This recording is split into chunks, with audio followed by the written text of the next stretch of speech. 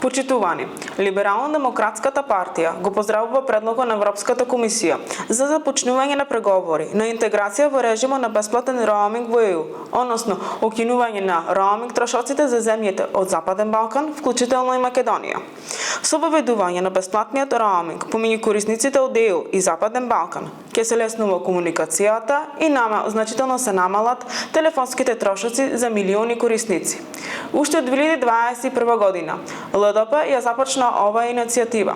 За во 2025 година на Советот на АЛДЕ во Хелсинки биде усвоена резолуцијата на ЛДП за вклучување на земјите од Западен Балкан во европскиот роуминг како дома.